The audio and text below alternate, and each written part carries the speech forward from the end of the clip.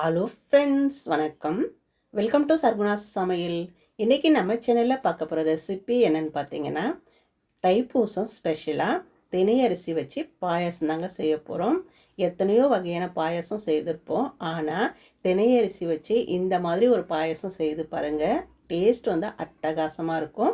எல்லாருமே விரும்பி சாப்பிடுவாங்க. இந்த தினையரிசி பாயாசம் எப்படி செய்யுதுன்னு பார்க்கலாம். அதுக்கு முன்னாடி நம்ம சேனலை இப்போ தான் முதல் முறையாக பார்க்குறீங்கன்னா சப்ஸ்கிரைப் பண்ணிக்கோங்க. இப்போ வாங்க எப்படி செய்யுதுன்னு பார்க்கலாம். இதை பண்ணுறதுக்கு அடுப்பை பற்ற வச்சுட்டு இந்த மாதிரி ஒரு பேன் வச்சுக்கோங்க. அதில் 3/4 கப் அளவுக்கு தினையரிசி எடுத்துக்கலாம். கூடவே ஒரு 1/4 கப் அளவுக்கு சிறுபருப்பு எடுத்துக்கலாங்க. அதாவது பாசி பருப்பு எடுத்துக்கலாம். அடுப்பை வந்து குறைவான தீயில வச்சுட்டு நல்ல வாசனை வர வரையும் வறுத்து எடுத்துக்கலாம். இந்த மாதிரி வறுத்துட்டு செய்யும்போது பாயசம் வந்து டேஸ்ட் வந்து அட்டகாசமாக இருக்குங்க. பாருங்கள், வறுபட்டு நல்லா வாசனை வந்துருச்சு. இப்போ அடுப்பை அணைச்சிட்டு அப்படியே எடுத்து ஒரு மிக்சிங் பவுலுக்கு மாற்றிக்குங்க. மாற்றிட்டு தண்ணி ஊற்றிட்டு ஒரு 3-4 முறை நல்லா கழுவி தண்ணியெல்லாம் வடிகட்டிட்டு எடுத்துகிட்டு வந்துடலாம். பாருங்கள், தண்ணியெல்லாம் வடிகட்டிட்டு எடுத்துகிட்டு வந்துட்டேன். நல்லா கழுவி எடுத்துக்கங்க. இப்போ இதை அப்படியே எடுத்து ஒரு குக்கருக்கு மாற்றிக்கலாம். ப்ரெஷர் குக்கரில் மாற்றிக்கலாங்க. எல்லாத்தையும் சேர்த்துட்டு இது கூடவே ஒரு 1/4 கப் அளவுக்கு ஜவ்வரிசி நான் ஏற்கனவே எடுத்து ஒரு 10 நிமிஷம் நான் ஊற வச்சுருக்கிறேன். அதை தண்ணியெல்லாம் வடிகட்டிட்டு சேர்த்துக்கங்க. ஜவ்வரிசி சேர்த்து செய்யும்போது டேஸ்ட் வந்து நல்லாயிருக்கும். ஒரு 1/4 கப் அளவுக்கு சேர்த்துக்கினா போதும். இப்போது நம்ம எந்த கப்பில் தினை அரிசி எடுத்தோமோ அதே கப்பில் 4 கப் அளவுக்கு தண்ணி ஊற்றிக்கலாங்க. சரியாக இருக்கும். தண்ணி ஊற்றிட்டு ஒரு 1/4 டீஸ்பூன் வந்து உப்பு சேர்த்துக்கங்க. சேர்த்துட்டு குக்கருக்கு மூடி போட்டுட்டு ஒரு 4 விசில் விட்டுட்டு அடுப்பை அணைச்சிடுங்க. இது வேகட்டும். அதுக்குள்ளே இதுக்கு ஒரு பாகு காய்ச்சி எடுத்துகிட்டு வந்துடலாம். அடுப்பை பற்ற வச்சுட்டு இந்த மாதிரி ஒரு பாத்திரம் வச்சுக்கோங்க. அதில் எந்த கப்பில் தினை அரிசி எடுத்தோமோ அதே கப்பில் 1/2 கப் அளவுக்கு வெல்லம் சேர்த்துக்கலாம். உங்கள் டேஸ்ட்டுக்கு தகுந்த மாதிரி வெல்லத்தை வந்து கூட குறைச்சி பார்த்து சேர்த்துக்கங்க. கூடவே ஒரு 3/4 கப் அளவு தண்ணி ஊற்றிக்கங்க. இந்த வெள்ளை கட்டிகளெல்லாம் கரைஞ்சிட்டு ஒரு கொதி வந்தால் போதும். பாகுபதெல்லாம் தேவையில்லைங்க. நான் கட்டி வெல்லத்தை நுணுக்கிட்டு சேர்த்துருக்குறேன். நீங்கள் வேணும்னா இதுக்கு பதிலாக நாட்டு சக்கரை கூட சேர்த்துக்கலாங்க. பாருங்கள், வெள்ளை கட்டிகளெல்லாம் நல்லா கரைஞ்சிட்டு நல்லா கொதிக்க ஆரம்பிச்சிருச்சு. இப்போ இது ஒரு பக்கம் இருக்கட்டும். இதை அப்படியே எடுத்து வடிகட்டிட்டு பாயசத்தில் சேர்த்துக்கலாம். இப்போ பாருங்கள், 4 விசில் விட்டுட்டு ப்ரெஷரெல்லாம் தானாக ரிலீஸ் ஆன பிறகு ஓப்பன் பண்ணியிருக்கிறேன்.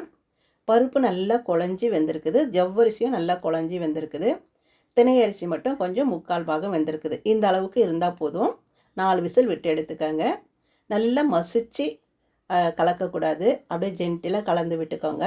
இது அப்படியே இருக்கட்டும். இப்போ நாம் பாகு காய்ச்சணும் இல்லையா, அதை வடிகட்டிட்டு சேர்த்துக்கலாம். மண் தூசி இருந்தால் இதில் வடிகட்டிடும். அதனால் வடிகட்டிட்டு சேர்த்துக்கலாம். சேர்த்துட்டு அப்படியே நல்லா கலந்து விட்டுக்கலாம். அடுப்பை வந்து மீடியம் ஃப்ளேமில் வச்சுட்டு நல்லா இந்த மாதிரி கலந்து விட்டுக்கோங்க. இந்த அரிசி பருப்பு எல்லாம் இந்த பாகோடு சேர்த்துட்டு நல்லா ஒன்று சேர வெந்து வரட்டும். ஒரு 2-3 நிமிஷத்துக்கு நல்லா வேக வச்சு எடுத்துக்கலாம். இந்த மாதிரி நல்லா கலந்து விட்டுக்கோங்க, இல்லைனா அடி பிடிச்சிடும். தினை அரிசி பாருங்கள், நல்லா வெந்துட்டு முத்து முத்தாக பார்க்குறதுக்கு எப்படி இருக்குது பாருங்கள். இப்படி தான் இருக்கணும். இப்போ பாருங்கள், ஒரு 2-3 நிமிஷம் நல்லா கொதிச்சுட்டு கொஞ்சம் திக்காயிட்டு வந்துருச்சு. இந்த டைமில் தண்ணி ஊற்றாமல் காய்ச்சி ஆற வச்சின பால் வந்து 1 கப் அளவுக்கு சேர்த்துக்கிறேன். நீங்கள் பவுலில் எடுத்து வச்சு சாப்பிட்ற மாதிரி இருந்தால் 1 கப் அளவுக்கு பால் சேர்த்துக்கோங்க. இல்லைனா கொஞ்சம் தண்ணியாக பாயசம் வேணும் அப்படின்னு நினச்சிங்கன்னா 2 கப் அளவுக்கு பால் சேர்த்துக்கங்க. பாலில் வந்து தண்ணி ஊற்றாமல் காய்ச்சி ஆற வச்சு சேர்த்துக்கங்க. டேஸ்ட் வந்து ரொம்ப நல்லாயிருக்கும். பால் சேர்த்துட்டு இதுக்கு பதிலாக நீங்கள் தேங்காய் பால் கூட திக்காக அரைச்சிட்டு சேர்த்துக்கலாம். இன்னமும் நல்லாயிருக்கும். இப்போ பாருங்கள், ஒரு 2 நிமிஷம் நல்லா இதை கொதிக்க வச்சுட்டேன். இந்த டைமில் நான் சர்க்கரையில் ஏலக்காய் போட்டு அரைச்சி வச்சுருப்பேன். அதிலிருந்து 1 ஸ்பூன் சேர்த்துக்கிறேன். உங்கள்கிட்ட ஏலக்காய் பொடி இருந்ததுன்னா ஒரு 1/2 ஸ்பூன் சேர்த்துக்கங்க. சேர்த்துட்டு இந்த மாதிரி நல்லா கலந்து விட்டுக்கங்க. இப்போ இதுக்கு ஒரு தாளிப்பு போட்டுடலாம். அடுப்பை பற்ற வச்சுட்டு தாளிப்பு கரண்டி வச்சுக்கோங்க. அப்படி இல்லைன்னா ஒரு சின்ன கடாய் வச்சுட்டு ஒரு 2 டேபிள் ஸ்பூன் நெய் சேர்த்துக்கலாம். நெய் சேர்க்குறது உங்கள் விருப்பம் தான், கூட குறைய பார்த்து சேர்த்துக்கலாம். ஒரு 7-8 முந்திரியை வந்து ஒடிச்சிட்டு சேர்த்துருக்குறேன். சேர்த்துட்டு இந்த முந்திரி கொஞ்சம் செவந்து வரட்டும். முந்திரி கொஞ்சம் செவந்து வந்ததும் ஒரு 10-15 திராட்சை வந்து உலர் திராட்சை சேர்த்துக்கலாம். சேர்த்துட்டு அடுப்பை அணைச்சிடுங்க. இந்த சூட்லேயே இது வறுப்பட்டு நல்லா வந்துடும். இந்த திராட்சை வந்து நல்லா உப்பி பபிள்ஸாக வரட்டும். அதுக்கப்புறம் எடுத்துட்டு பாயசத்தில் கொட்டிக்கலாம். பாருங்கள், நல்லா செவந்து வந்துருச்சு. இதை அப்படியே எடுத்துட்டு பாயசத்தில் கொட்டிக்கலாங்க. உங்கள் விருப்பம்தான். இந்த திராட்சை முந்திரி சேர்க்குறதெல்லாம் கூட குறைச்சி பார்த்து எவ்வளோ வேணாலும் சேர்த்துக்கலாங்க. சேர்த்துட்டு நல்லா இந்த மாதிரி கலந்து விட்டுக்கோங்க. அவ்வளோதாங்க, அருமையான சுவையில் திணையரிசி பாயசம் சூப்பராக தயாராகிருச்சு. நீங்கள் எத்தனையோ வகையான பாயசம் செய்திருப்பீங்க, ஆனால் திணையரிசி வச்சு இந்த மாதிரி பாயசம் செய்து பாருங்கள். டேஸ்ட் வந்து உண்மையிலே அட்டகாசமாக இருந்தது. எல்லாருமே விரும்பி சாப்பிடுவாங்க. இந்த தைப்பூசத்துக்கு இந்த மாதிரி பாயசம் செய்து பாருங்கள், ரொம்பவே நல்லாயிருக்கும். ஒரு பவுலில் இந்த மாதிரி பாயசத்தை எடுத்து ஊற்றிட்டு கொடுத்து பாருங்கள். இன்னொரு கப்பு வேணும், இன்னொரு கப்பு வேணும்னு கேட்டு சாப்பிட்டுக்கிட்டே இருப்பாங்க. அவ்வளோ ஒரு சுவையாக இருந்ததுங்க. நீங்களும் இதே மாதிரி செய்து பாருங்கள். செய்து பார்த்துட்டு எப்படி வந்ததுன்னு கமெண்ட்டில் சொல்லுங்கள். இந்த வீடியோ பிடிச்சதுன்னா சர்குணா சமையலுக்கு சப்ஸ்கிரைப் பண்ணுங்கள், லைக் பண்ணுங்கள், கமெண்ட் பண்ணுங்கள். மறக்காமல் உங்கள் தெரிஞ்சவங்களுக்கு நிறைய ஷேர் பண்ணுங்கள்.